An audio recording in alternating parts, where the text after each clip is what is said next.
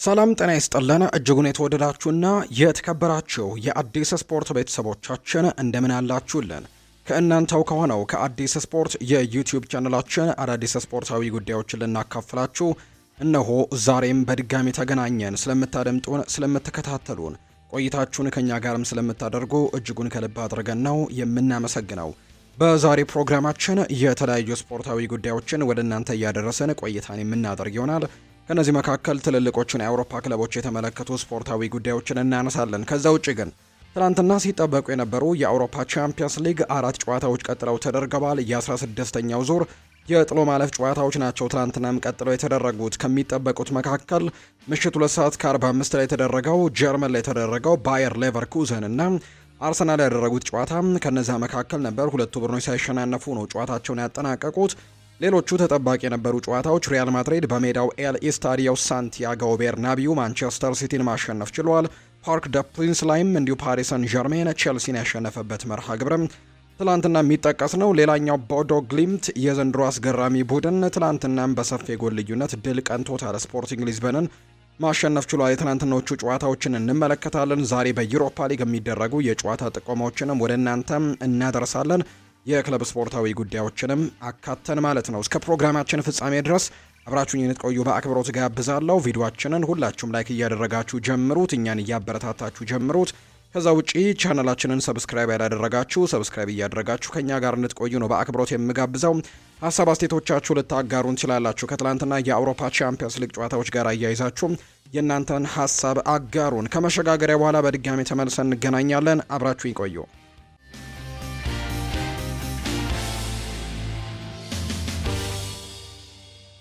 የሀገር ውስጥ መረጃን በማስቀደም ነው የምንጀምረው። የኢትዮጵያ ብሔራዊ ቡድን ትላንትናም ለሳኦ ቶሜና ፕሪንሲፔ ለሚያደርገው ጨዋታ ተጫዋቾች ጥሪ መደረገው የሚታወስ ጉዳይ ነው። ትላንትና ቀን 9 ሰዓት አካባቢ ነው ለኢትዮጵያ ብሔራዊ ቡድን ተጫዋቾች 23 ተጫዋቾች ጥሪ እንደቀረበላቸው እየተመለከት ነው። ከዚህ በፊት የማናውቀው ወይም ደግሞ አዲስ በሆነ መንገድ ነው የተጫዋቾች ጥሪ የተደረገው። ከዚህ በፊት ተጫዋቾች ስም ዝርዝራቸው ነበር ፖስት የሚደረገው። አሁን ላይ ግን ልክ እንደ ሌሎች ሀገራት በተለይ እንደ ብራዚል በቀጥታ ስርጭት አሰልጣኝ ዮሐንስ ሳህሌ ለተጫዋቾቹ ጥሪ ሲያቀርቡ ተመልክተናል። የኢትዮጵያ ብሔራዊ ቡድን በዚህ ወር የአፍሪካ ዋንጫ ቅድመ ማጣሪያ የደርሶ መልስ ጨዋታውን ያደርጋል። ከሳኦ ቶሜና ፕሪንሲፔ ጋር ነው ጨዋታውን የሚያደርገው። መጋቢት ላይ የሚደረጉ ጨዋታዎች ናቸው። የመጀመሪያው ጨዋታ በሞሮኮ ላይ እንደሚደረግ ይታወቃል። ኢትዮጵያ በጊዜያዊነት የድሬዳዋ ስቴዲየም ስለተፈቀደላት የመልሱ ጨዋታ በድሬዳዋ ስቴዲየም ነው የሚደረገው። የኢትዮጵያ ብሔራዊ ቡድን ለዚህ ጨዋታ ይረዳው ዘንድ ነው የዋሊያዎቹ አሰልጣኝ የሆኑት ዮሐንስ ሳህሌ ለ23 ተጫዋቾች የቡድን ስብስብ ይፋ ያደረጉት። በግብ ጠባቂነት አቡበክር ኑራ፣ ፍሬው ጌታሁንና ሰኢድ ሀብታሙ በግብ ጠባቂነት ተመርጠዋል። በተከላካይ መስመር ላይ አለም ብርሃን ይግዛው፣ አስራት ቱንጆ፣ ያሬድ ካሳዬ፣ አብዱሰላም ዩሱፍ፣ ያሬድ ባየ፣ ራምኬል ጄምስ እና ምኞት ደበበ እንዲሁም ግሩም ሀጎስ በተከላካይ ስፍራ ላይ የተመረጡ ናቸው።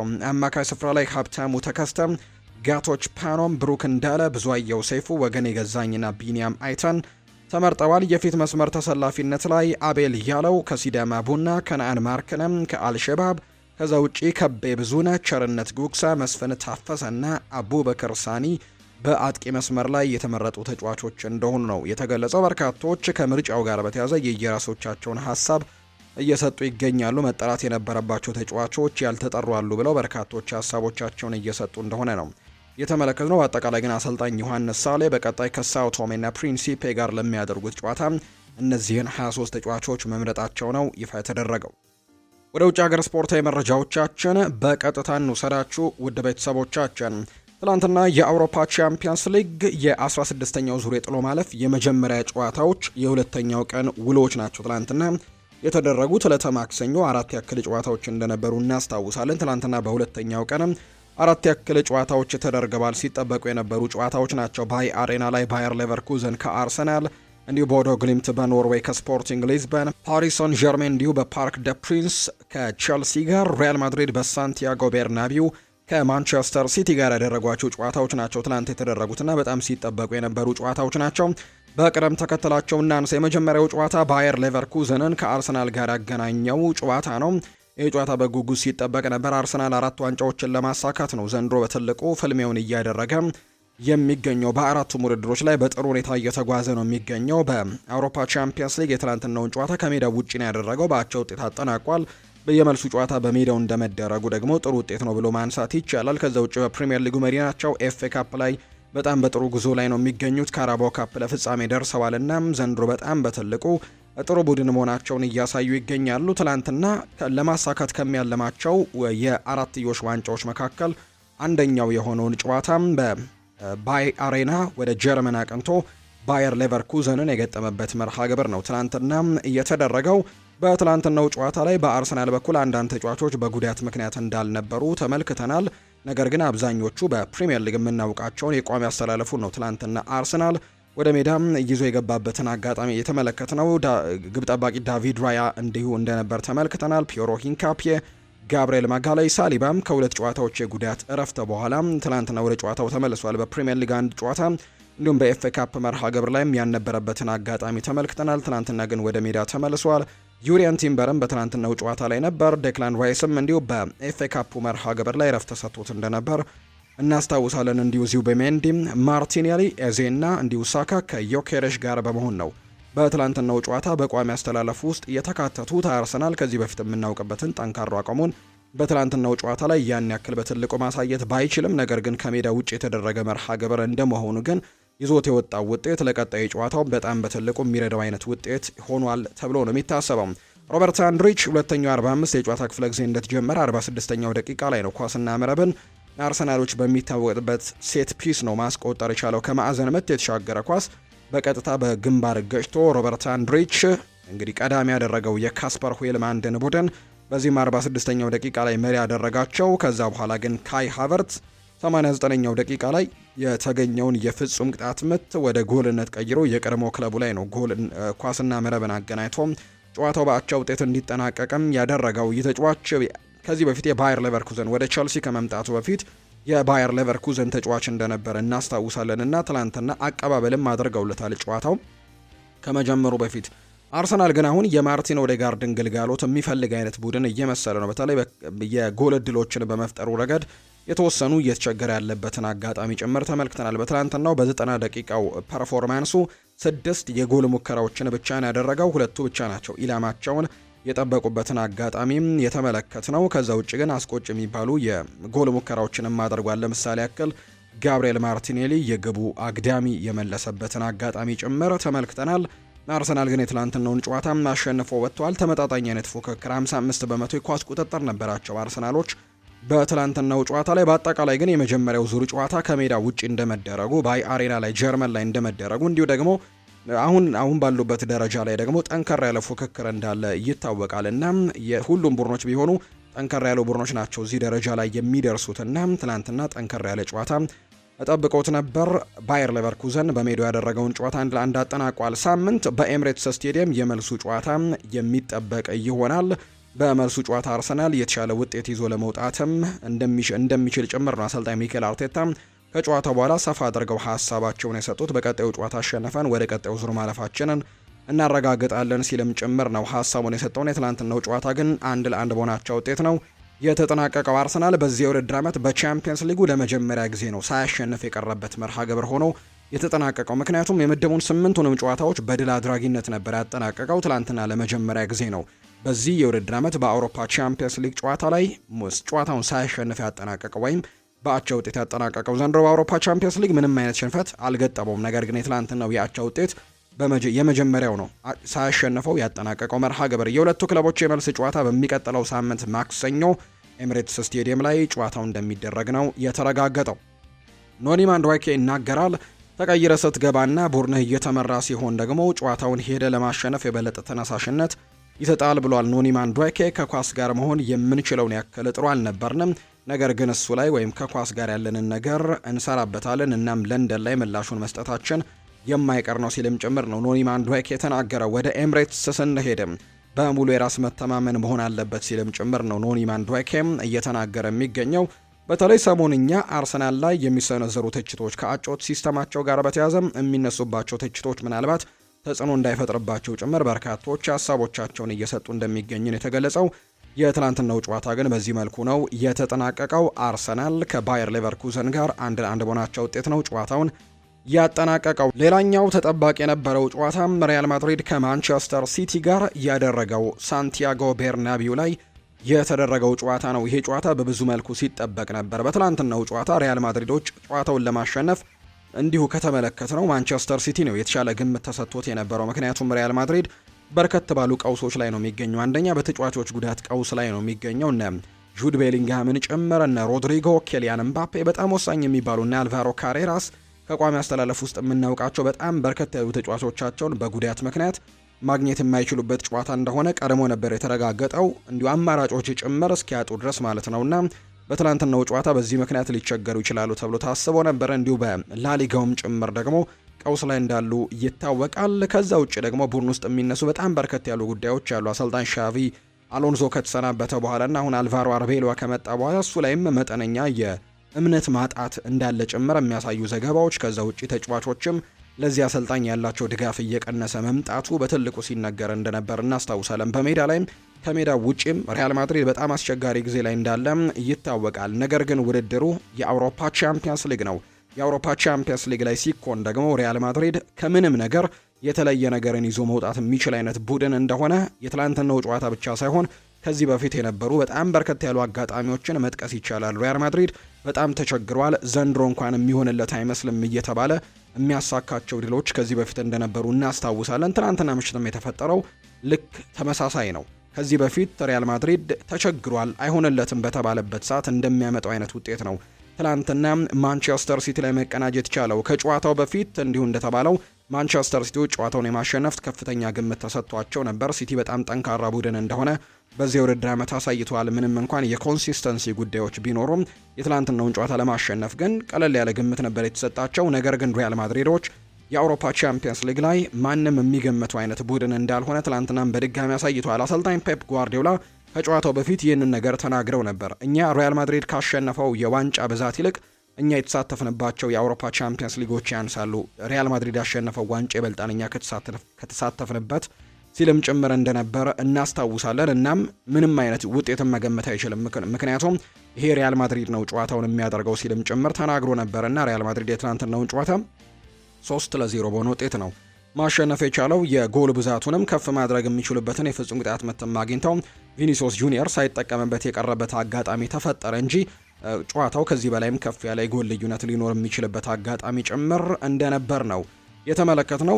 ሪያል ማድሪድም የሪያል ማድሪድ ደጋፊዎችም ጭምር የትናንትናውን ውጤት የሚጠብቁት አይመስልም።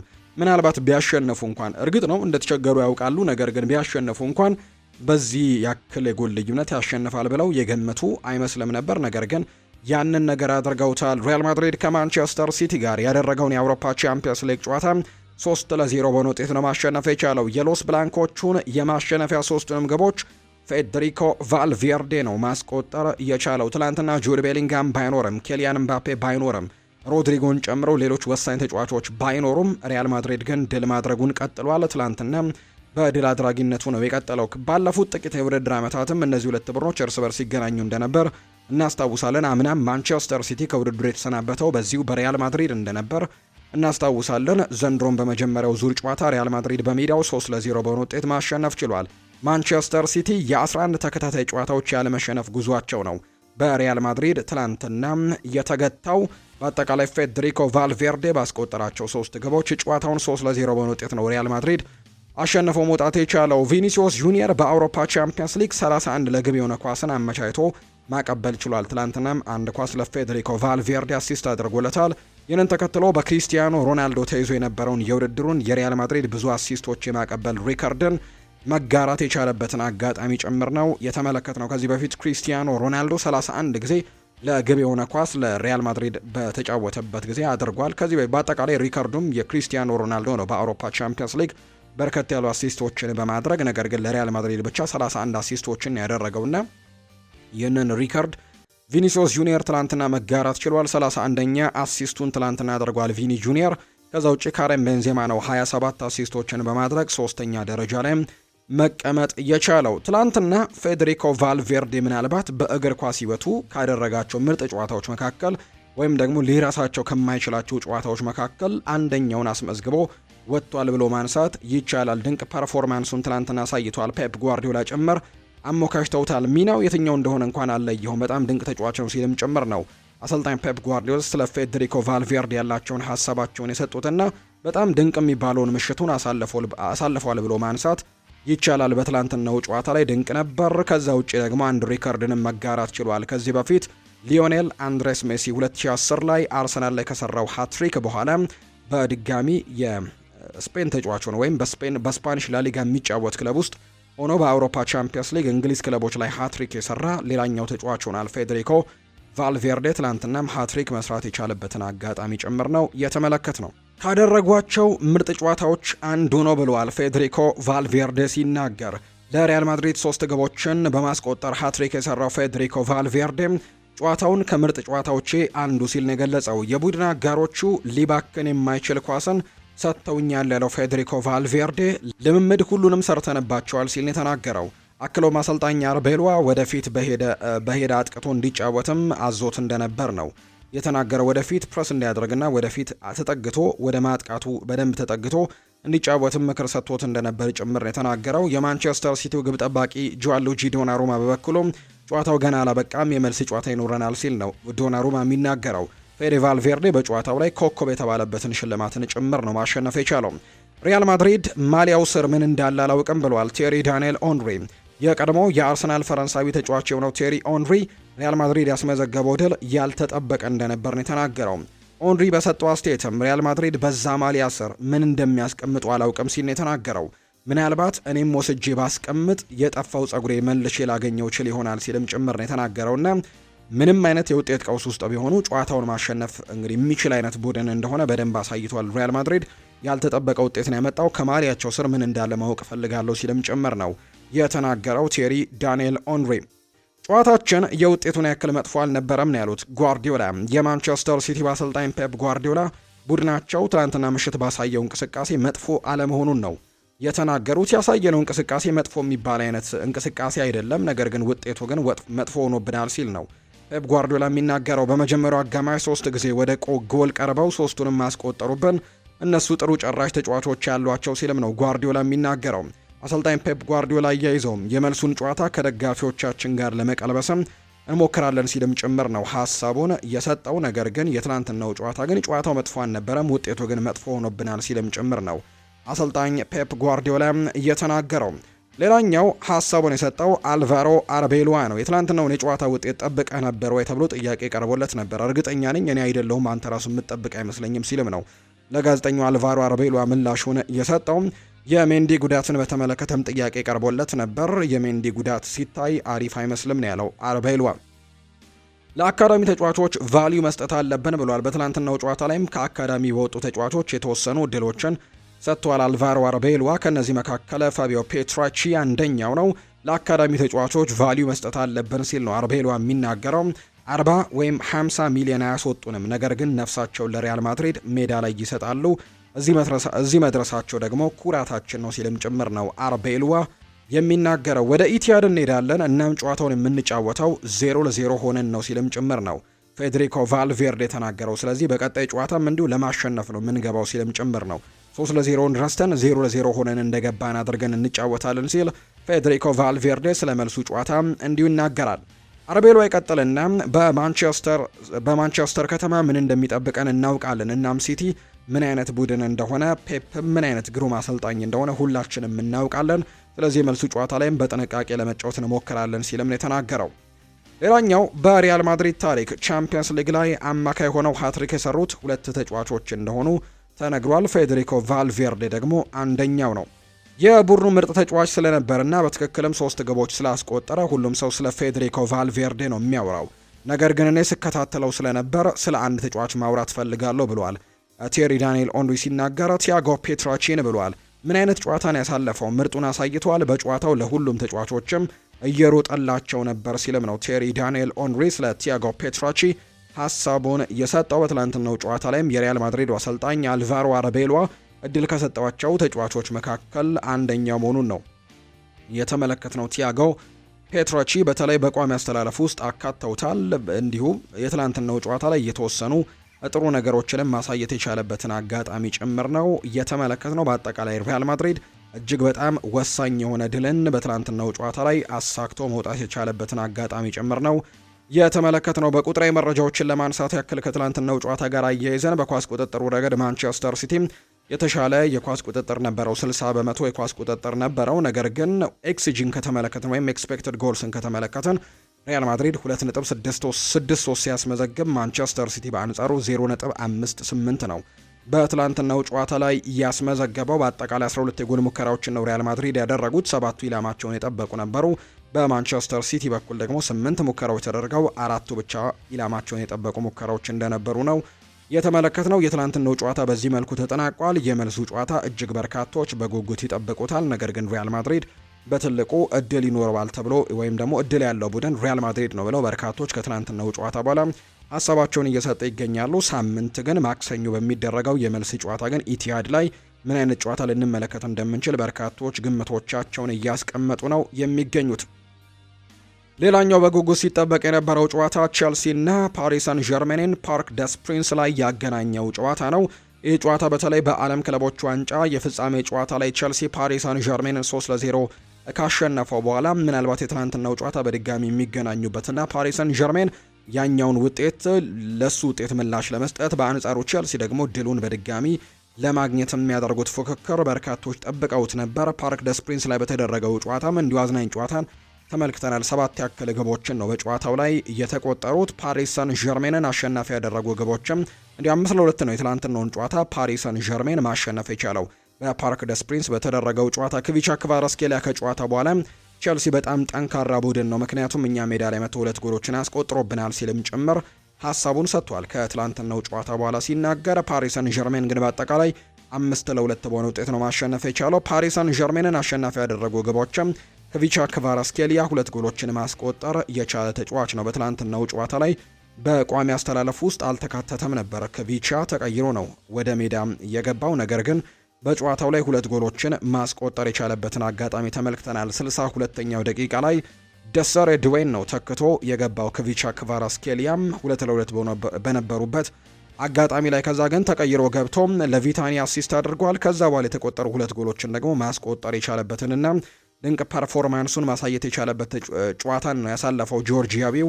ክቪቻ ክቫራትስኬሊያ 2 ጎሎችን ያስቆጥሯል። ብራድላይ ባርኮላ ቀዳሚ ያደረገውን ጎል ያስቆጠረው እሱ ነው። የባሎን ዶር አሸናፊ ኦስማን ዴምቤሌም እንዲሁ ጎል አስቆጥሯል። ቪታኒያም እጅግ በጣም ግሩም የሆነች ጎል በተለይ የአጨራረስ ብቃቱን ከዛ ውጭ ደግሞ የአስተሳሰቡን ጭምር ያሳየ በጣም ድንቅ የሆነች ቺፕ ጎልን ነው ትላንትና ማስቆጠር የቻለው ቪታኒያና ትላንትና ቼልሲ በግብ ጠባቂነት ረገድም አሁንም የተቸገረበትን አጋጣሚ ጭምር ተመልክተናል። በትላንትናው ጨዋታ ላይ አንዳንድ ስህተቶችን ጭምር ሲሰሩ እንደ ተመልክተናል። ፊሊፕ ዮርጌንሰንን ነው በትላንትናው ጨዋታ ላይ በቋሚ አስተላለፍ ውስጥ ያካተተው። በርካቶች ሲጠብቁት የነበረው ጥያቄ ነው የትኛውን ግብ ጠባቂ በቋሚነት ያሰልፋል የሚለው ነገር ሲጠበቅ ነበረ። ምክንያቱም የፊሊፕ ዮርጌንሰንና የሮበርት ሳንቼዝ ጉዳይ አወዛጋቢ ሆኖ ነበር። ሮበርት ሳንቼዝ በተለይ ከአርሰናሉ ጨዋታ በኋላ ትችቶች ደርሰውበት አሰልጣኙም ጭምር ተጠባባቂ ያደረጉበት በቀጣዩ የፕሪሚየር ሊግ ጨዋታ እንደነበር እናስታውሳለን። ከዛ ውጭ በኤፍኤ ካፑ ጨዋታ ደግሞ በቋሚ አስተላለፍ ውስጥ ተካቶ ነበርና በትላንትናው የአውሮፓ ቻምፒየንስ ሊግ ጨዋታ የትኛውን ግብ ጠባቂ ይጠቀማሉ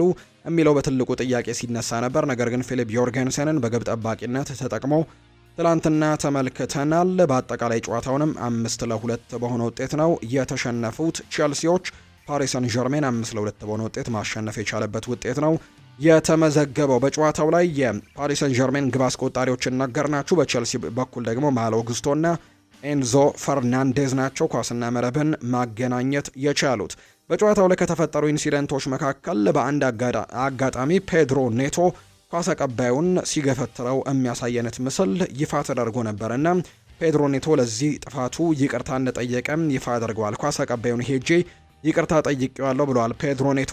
ቸልሲ በፓሪስ ሰን ዠርሜን በተሸነፈበት ጨዋታ ላይ ፔድሮ ኔቶ በስቴዲየም የነበረውን ኳስ አቀባይ ገፍቶ ጥሎት ነበር። ፔድሮ ኔቶ በሰዓቱ ኳስ ለመቀበል በሄደበት ወቅት ነው ኳስ አቀባዩን ገፍትሮት የጣለው። ኳሱንም ሲወስደው ታይቶ ነበር። ከጨዋታው በኋላ ፔድሮ ኔቶ ወደ ኳስ አቀባዩ በመሄድም በይፋ ይቅርታውን እንደጠየቀና ማሊያውንም ጭምር እንደሰጠው ነው የተነገረው። ኳስ አቀባዩን 35 ጊዜ ነው ይቅርታ የጠየቅኩት፣ ማሊያንም ሰጥቼዋለሁ፣ ማሊያውን ሲያገኝም ደስተኛ ነበር ሲል ነው ፔድሮ ኔቶ ሀሳቡን የተናገረው።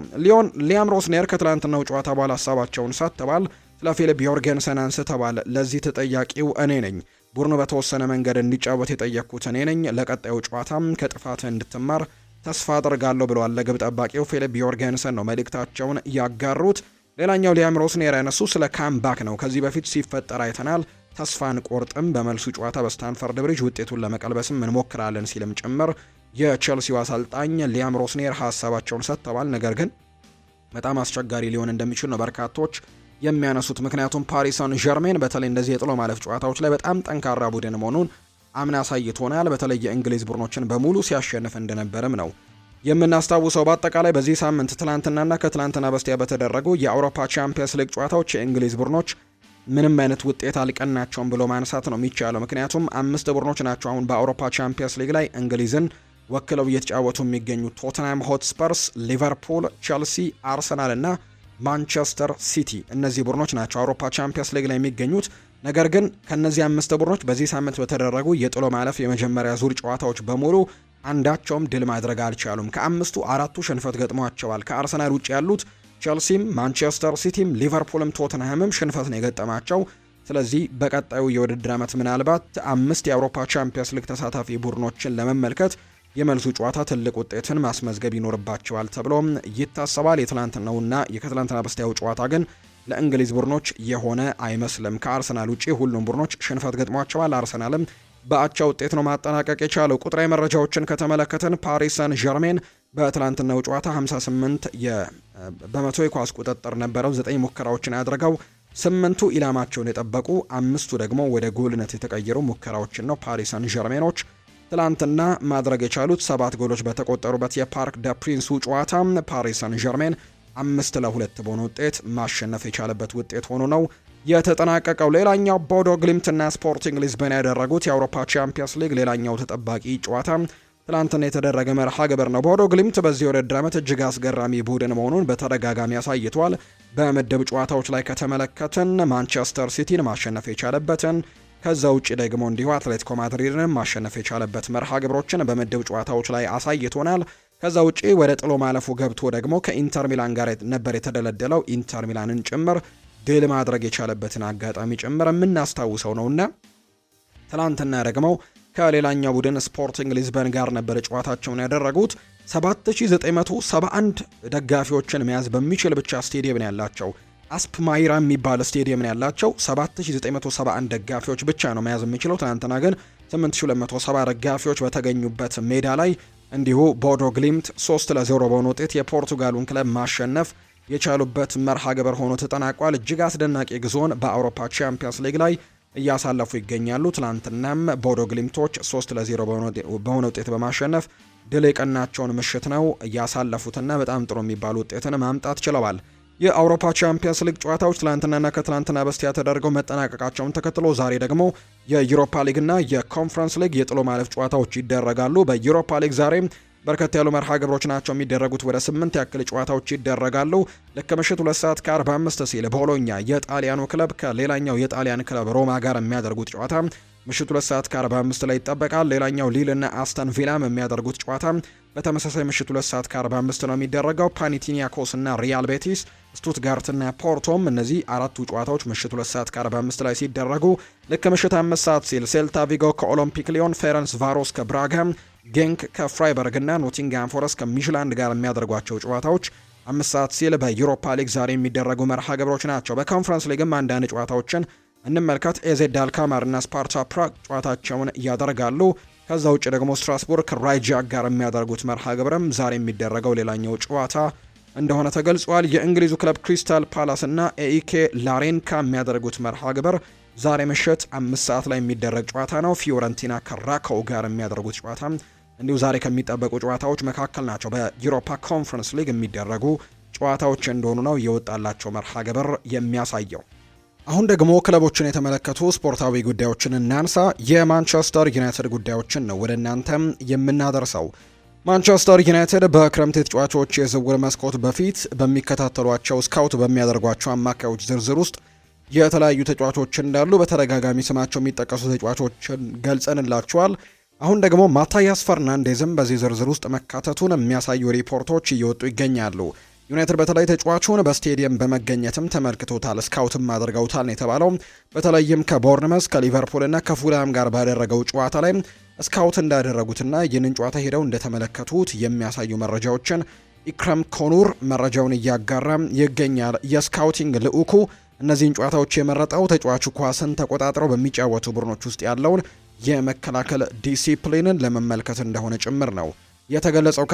ከሱ ጋር እኩል የሆኑ ተጋጣሚዎች ያለውን የጨዋታ አደረጃጀትና የመሪነት ብቃትን ለመፈተሽ ነው እንዲሁ ተብሏል። ስለዚህም ደግሞ ማታያስ ፈርናንዴስ ማንቸስተር ዩናይትድ ከሚመለከታቸው ተጫዋቾች መካከል አንደኛው እንደሆነ ጭምር ነው ዘገባዎቹ እየጠቆሙ የሚገኙትና ኢክረም ኮኑር እንዳጋራው ከሆነ የተጫዋች በቀጣይ የማንቸስተር ዩናይትድ እቅድ ውስጥ ይኖራል ሲልም ጭምር ነው የተናገረው።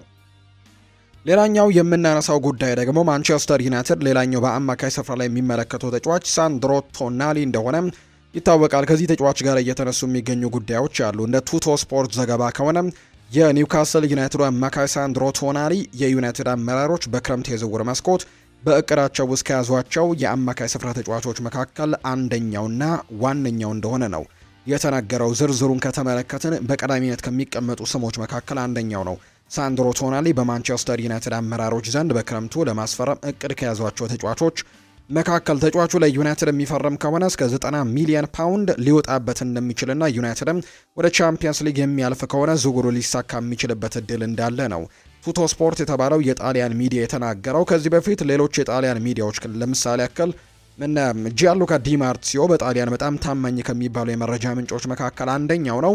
እሱ ምናልባት ተጫዋቹ ወደ ጣሊያን መምጣት ይፈልጋል፣ ነገር ግን በእንግሊዝ መቆየት ምርጫውን ከሚያደርግ ከሆነ አርሰናል የተሻለ እድል አለው ሲልም ጭምር ነበር ዲማርሲዮ የተናገረው። አሁን ላይ ግን ሌላኛው የጣሊያን ሚዲያ የሆነው ቱቶ ስፖርት ደግሞ ማንቸስተር ዩናይትድ ይህንን ተጫዋች የማስፈረም ትልቅ እድል አለው ሲልም ጭምር ነው የተናገረው። ዩናይትዶች በተለይ ቻምፒየንስ ሊግ የሚያልፉ ከሆነ ወደ ቻምፒየንስ ሊግ መቀላቀላቸውን የሚያረጋግጡ ከሆነ ሳንድሮ ቶናሊን የማስፈረም ትልቅ እድል አላቸው ሲል ነው የተናገረው ቱቶ ስፖርት።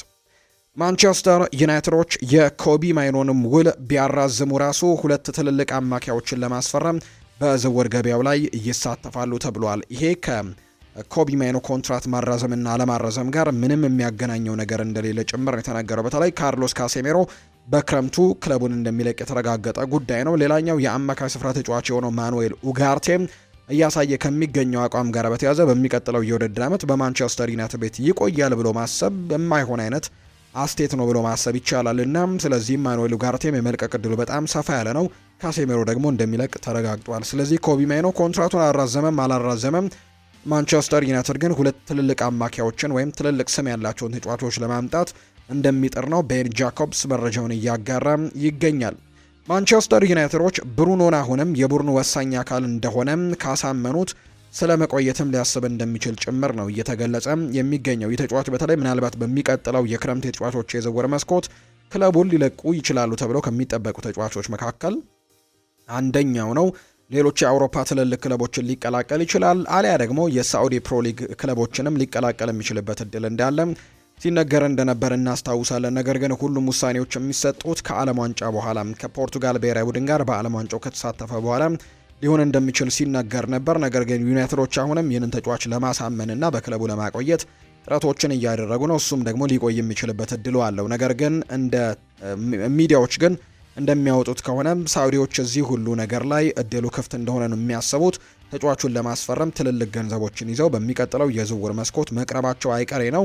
ያ ነገር ደግሞ ዝውውሩ ላይ ወይም ኮንትራቱን የማራዘም ጉዳይ ላይ እና ማንቸስተር ዩናይትድ ብሩኖን ለማቆየት በሚያደርገው ጥረት ላይ ምናልባት እንቅፋቶች ሊፈጥሩ የሚችሉበት አጋጣሚዎች ሊኖሩ ይችላሉ። ቢሆንም ግን ማንቸስተር ዩናይትድ ይህንን ተጫዋች ግን በክለቡ ለማቆየት ግን ትልቅ ጥረት ማድረጉ አይቀሬ እንደሆነ ጭምር የሚያሳዩ መረጃዎች ናቸው እየወጡ የሚገኙት ብለዋል ቤን ጃኮብስ በዘገባው። ጆሹዋ ዘርክዚ በክረምቱ የዝውውር መስኮት ዩናይትድን ለመልቀቅ እያሰበ ነው ተብሏል። ከአሁን ቀደምም የማንቸስተር ዩናይትድ አሰልጣኝ ሩበን አሞሪም በጥር የዝውውር መስኮት ተጫዋቹ እንዲለቅ ፍቃደኛ የነበሩ ቢሆንም ነገር ግን የክለቡ የበላይ አመራሮች በወቅቱ ማንኛውንም አይነት የዝውውር ሁኔታ አግደውት ነበር። ማንቸስተር ዩናይትድ በመጪው ክረምት የግራ መስመር አጥቂ ለማስፈረም በገበያው ላይ በንቃት እንደሚንቀሳቀስ ይጠበቃል። በዚህም ረገድ ደግሞ ዘርክዚ ለመሸጥም በዚህ በሚከፈተው የዝውውር መስኮት ላይ የሚያስፈልገውን ወጪ ለመሸፈንም ይህንን ተጫዋች ይሸጡታል ተብሎ እንደሚታሰብ ነው ሳሙኤል ሉሃረስት መረጃውን ያጋራው። ስለዚህም በሚቀጥለው የክረምት የተጫዋቾች የዝውውር መስኮት ሲከፈት ማንቸስተር ዩናይትድ ጆሹዋ ዘርክዚን ሽጦ ለሌሎች ዝውውሮች ገንዘቡን ማዋል እንደሚፈልግ ጭምር ነው የተነገረው። ሃሪ ማጓየር ስለ ቪክተር ሊንድሎፍ ይናገራል። በሳምንቱ መጨረሻ ከሚደረጉ ጨዋታዎች መካከል አንደኛው ማንቸስተር ዩናይትድን ከአስተን ቪላ ጋር የሚያገናኘው ጨዋታ በጉጉት ይጠበቃልና በዛ ጨዋታ ላይ የቀድሞ የማንቸስተር ዩናይትድ ተጫዋች ቪክተር ሊንድሎፍ እንዳለ ይታወቃል። ማጓየር ስለ ቪክተር ሊንድሎፍ ይናገራል። ቪክተር ሊንድሎፍ ድንቅ ተጫዋች ነበር። ምንም እንኳን በርካታ ጨዋታዎችን ቢጫወትም እና ልምድ ካላቸው አሰልጣኞች እምነት ተጥሎበት ቢሰራም በዚህ ክለብ ውስጥ የሚገባውን ያክል ግን እውቅና አላገኘም ብዬ አስባለሁ። እሱ በጣም ጎበዝ እግር ኳስ ተጫዋች ነበር፣ በሜዳ ላይም በጣም ጥሩ ግንኙነት ነበረን ሲልም ጭምር ነው የተናገረው። ሃሪ ማጓየር ስለ ቀድሞ የቡድን አጋሩ ቪክተር ሊንድሎፍ ሀሳቡን የተናገረው። አርሰናልን የተመለከቱ መረጃዎችን ደግሞ እናንሳም። እዚህ ያለነው ሁላችንም ዋንጫ ተርበናል ብሏል ፒዮሮ ሂንካፒዬ ነው ይህንን ሀሳብ የሰጠው። ዋንጫ ለማሸነፍም ትልቅ ጥረት እንደሚያደርግ ጭምር ነው የተናገረው ፒዮሮ ሂንካፒዬ። የሰሜን ለንደኑ ክለብ አርሰናል የካቲት ወር ምርጥ ተጫዋቹን ይፋ አድርጓል። በዚህ መሰረትም ፒዮሮ ሂንካፒዬ ነው የወሩ ምርጥ ተጫዋች ተብሎ ሽልማት የተበረከተለት። በዚህ መሰረት የኋላ መስመር ተጫዋቹ ሂንካፒዬ የወሩ ምርጥ ተጫዋች ሽልማትም ማሸነፍ ችሏል። ሂንካፒዬ በሰጠው አስተያየትም እዚህ ሁላችንም ዋንጫ ተርበናል፣ ማሸነፍ እንፈልጋለን፣ የምንፋለምበት ዓላማችንም አንድ ነው ብሏል። ለጥቃቅን ነገሮች ትኩረት እንሰጣለን ያለው ሂንካፒዬ በዚህ ምክንያትም የቆመ ኳስ ጥንካሬያችን በአውሮፓ ይነገራል ሲልም ይናገራል። ይህም ከኒኮላ ጆቪየር ጋርም በየቀኑ የምንሰራው ስራ ውጤት ነው ሲል ሂንካፒዬ ጨምሮ ተናግሯል። ስለዚህ እኛ አሁን ላይ ምንም አይነት ወሬዎች ሊወሩብን ይችላሉ፣ ነገር ግን ትልቁ ዓላማችን ዋንጫ ማሳካት ነው። እዚህ ያለ ሁሉም ሰው ዋንጫ የተራበ ነው ሲልም ጭምር ነው የተናገረው ሂንካፒዬ ሀሳቡን ሲናገር። ለአርሰናል ለሻምፒዮንነት እውቅና አልሰጥም ብለዋል ጆን ኦቢ ሚኬል። የቀድሞው የቼልሲ ተጫዋች የነበረው ጆን ኦቢ ሚኬል አርሰናል እያሸነፈ ያለበት መንገድ ህገወጥ ሲል ትችቱን ሰንዝሯል። ለአርሰናል የሻምፒዮንነት እውቅና አልሰጥም ያለው ጆን ኦቢ ሚኬል እንደኔም አሁን ላይ ሊጉን ለማሸነፍ አይችሉም፣ ማጭበርበረዋል ሲልም ጭምር ነው የተናገረው። ምክንያቱም በእኔ እይታ እያሸነፈ ያለበት መንገድ ትክክል አይደለም፣ በእግር ኳስ ያንን መመልከት አንፈልግም ሲልም ነው የተደመጠው። ግማሽ ቢሊዮን የሚጠጋ ገንዘብ አውጥተህ ጨዋታን ለማሸነፍ ብቸኛው መንገድ ማዕዘን ምት ነው እያላችሁኝ ነው፣ ይህ አስቂ ነው ሲል ጆን ኦቢ ሚኬል ይናገራል። እንግዲህ ሰሞኑን በተደጋጋሚ የምንገልጸው ጉዳይ ነው። ከአርሰናል ጋር በተያያዘ በርካቶች ሀሳቦቻቸውን እየሰነዘሩ ነው። የአርሰናሉ አሰልጣኝ ሚኬል አርቴታን ጨምሮ ተጫዋቾቻቸው ደግሞ እኛ እንደዚህ አይነት ሀሳቦችን አንቀበልም፣ እኛ ትኩረታችን ዋንጫን ማሸነፍ ላይ ነው ሲልም ጭምር የተናገረው። ቀደም ብዬ ያነሳሁት ፒዮሮ ሂንካፒየም ጭምር ያንን ሀሳብ ነው የሰጠው። በቀጣይ አርሰናል ላይ የሚነሱ ትችቶች አሉ፣ ነገር ግን ያንን ገለል በማድረግ እኛ ዋንጫውን ለማሸነፍ ብቻ ነው ጥረታችን ሲልም ጭምር ተናግሯል። እንግዲህ ጆን ኦቢ ሚኬል ሌላኛው አሉታዊ አስተያየቶችን ከሰጡ መካከል አንደኛው ሆኗል። አርሰናል የሲቲን የስነ ምግብ ባለሙያ ቀጥሯል። የሰሜን ለንደኑ ክለብ አርሰናል ለዋናው ቡድን የስነ ምግብ ባለሙያ ከማንቸስተር ሲቲ ቀጥሯል። አርሰናሎች የማንቸስተር ሲቲ አካዳሚ የፐርፎርማንስ ስነ ምግብ ባለሙያ የነበረችውን ፓሜላ ኢባራን የዋናው ቡድን ስነ ምግብ ባለሙያ አድርገው ነው የሾሙት። የምግብ ባለሙያዋ ባለፉት 2 ዓመታት በማንቸስተር ሲቲ አካዳሚ ማገልገሏን የተገለጸው ባለሙያ ከተሰጣቸው ኃላፊነት በኋላ እድሉ ስለተሰጠኝ አመሰግናለሁ፣ ከዚህ የተለየ ቡድን ጋር ለሚኖረኝ ቆይታ ደግሞ ጓጉች ያለው ስትልም ጭምር ነው ሀሳቧን የሰጠችው። ሊቨርፑልን የተመለከቱ መረጃዎችን እናንሳ። ቨርጂል ቫን ዳይክ ይናገራል። መታገል አለብን፣ ማለፍ ይገባናል ማለት አለብን፣ ራሳችንን ማሳመን መቻልም አለብን፣ የሚቀጥለው ዙር ማሸነፍ አለብን፣ በሚቀጥለው ሳምንት ወደ ቀጣዩ ዙር ለማለፍም የሚወሰንበት ጨዋታ እንደሆነ ግልጽ ነው ብለዋል። እኛ አሁን ላይ ተመልሰናል፣ ነገር ግን በመጀመሪያ ደረጃ የምንጫወትበት በምንከላከልበትና በምናጠቃበት መንገድ ወደ ቀጣዩ ዙር ማለፍ እንደምንፈልግና እንደሚገባንም ማሳየት አለብን ሲልም ጭምር ነው ቨርጂል ቫን ዳይክ የተናገረው። ስለዚህም ከጋላት ሳራይ ጋር የምናደርገው የመልስ ጨዋታ በትልቅ ጉጉት እንጠብቀዋለን፣ ጨዋታውን አሸንፈን ለማለፍም በትልቁ ጥረት እናደርጋለን ሲልም ጭምር ነው ቨርጂል ቫን ዳይክ እየተናገረው። ሊቨርፑል ከምንሰማው ነገር ሊቨርፑል አሁንም በአርኔ ስሎት እንደ ጸና ነው ሲል ዳቪድ ኦርነስቲን በዘ አትሌቲክ ፖድካስት ላይ ይናገራል። ሊቨርፑሎች ከምናስበው በላይ ከምንሰማውም ነገር በላይ ሊቨርፑል አሁንም በአርኔ ስሎት ላይ እንደ ጸና ነው።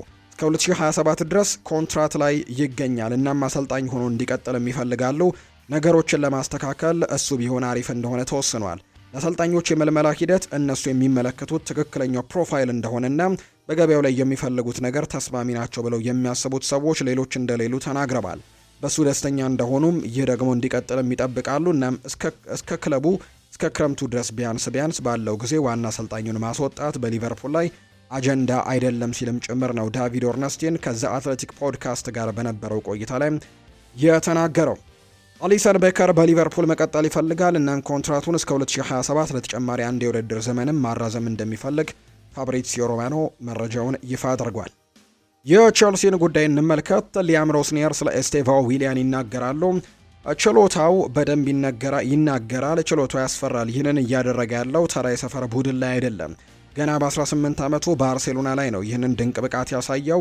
በእርግጥም የተለየ ተሰጥኦ አለው። በየቀኑ ከነዚህ ልጆች ጋር መስራትም እጅግ የሚያስደስት ሆኖ አግኝቼዋለሁ።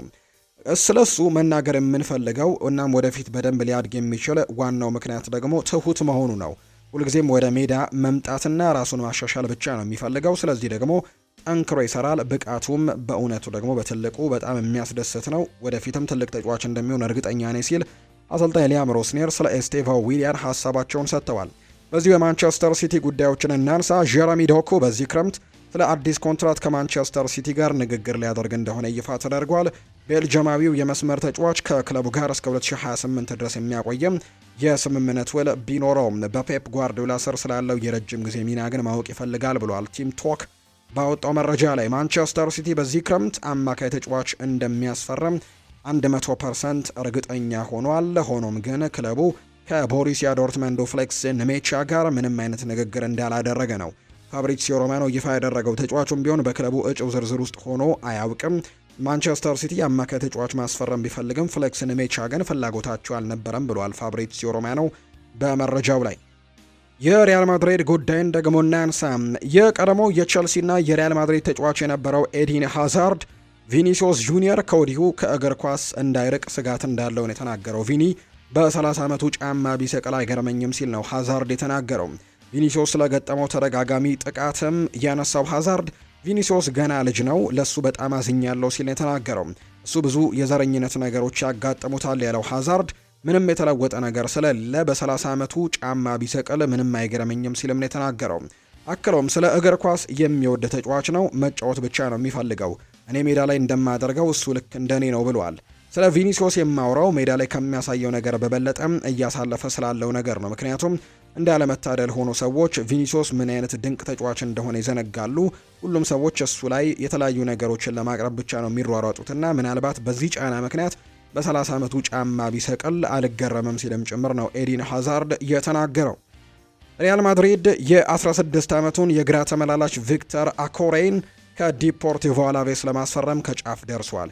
ከስፔን ባርሴሎናና አትሌቲኮ ማድሪድን ጨምሮ ብዙ ፈላጊዎች የነበሩት ሲሆን ከሁለቱ ክለቦች በተጨማሪ ባየር ሚኒክ፣ ኢንተር ሚላን፣ ዩቬንቱስ ተጫዋቹን ፈላጊዎች እንደነበሩ ዲያሪዮ አስ የተባለ የመረጃ ምንጭ ይፋ አድርጓል።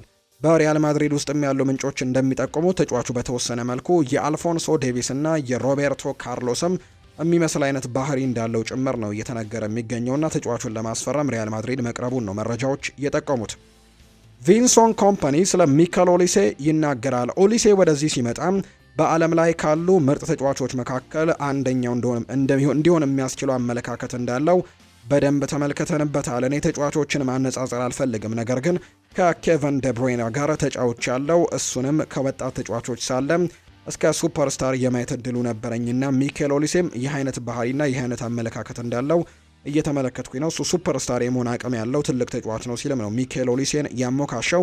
በዚህ ሳምንት አጋማሽ በተደረገ የአውሮፓ ቻምፒየንስ ሊግ ጨዋታ ላይ እንዲሁ ከአታላንታ ጋር ባደረጉት ጨዋታና 6-1 ባሸነፉበት ጨዋታ ላይ ድንቅ 2 ጎሎችን አስቆጥሮ አሲስትም ያደረገበትን አጋጣሚ ተመልክተናል። ኦሊሴና የአታላንታ ደጋፊዎች ጭምር ቆመው ሲያጨበጭቡለት ነበር። በተለይ ለራሱ ሁለተኛውን ለቡድኑ ደግሞ 5ኛውን ጎል ሲያስቆጥር በጣም ግሩም ጎል ነበረችና ደጋፊዎች ጭምር ሲያጨበጭቡለት ተመልክተናል።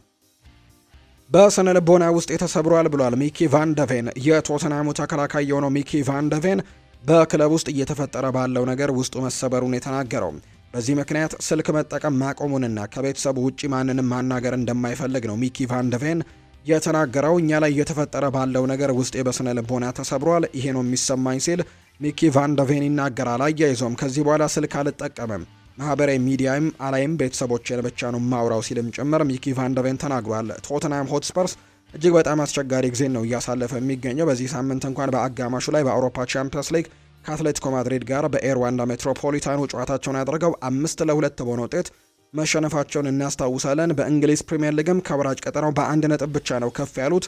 በጣም አስቸጋሪ ጊዜ ላይ ነው የሚገኙትና በስነ ልቦና ውስጥ ተጎድተዋል ብሏል ሚኪ ቫንደቬን የቶተናሙ ተከላካይ።